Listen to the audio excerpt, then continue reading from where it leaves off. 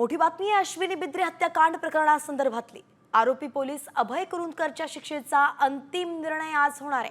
न्यायाधीशांनी गेल्या सुनावणीमध्ये दोन बाजूच्या वकिलांचा युक्तिवाद आणि बिद्रे कुटुंबियांचं मत दोन्ही सुद्धा ऐकलं होतं आणि त्यानंतर निकाल राखून ठेवला होता।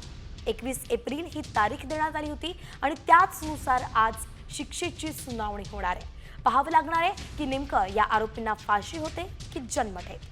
पण नेमकं काय अश्विनी बिद्रे हत्या प्रकरण सविस्तर पाहूया।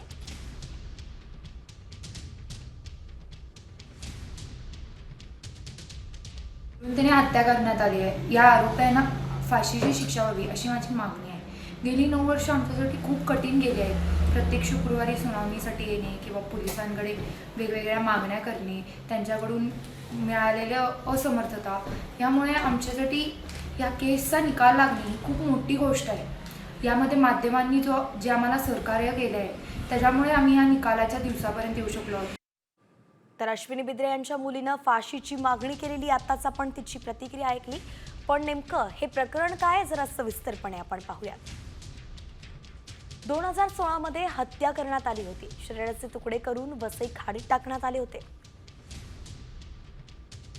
4 ऑक्टोबर 2016 ला मुंबई हायकोर्टात याचिका दाखल करण्यात आली। तत्कालीन पोलीस निरीक्षक अभय कुरुंदकर यांच्यावरती हत्येचा आरोप आहे। तर 7 डिसेंबर 2017 ला नोकरीवरती असताना अभय कुरुंदकरला बेड्या ठोकण्यात आल्या। 2018 मध्ये खुनाची नोंद झाली। कुरुंदकर सह साथीदार 7 वर्षांपासून आता कोठडीतच आहेत।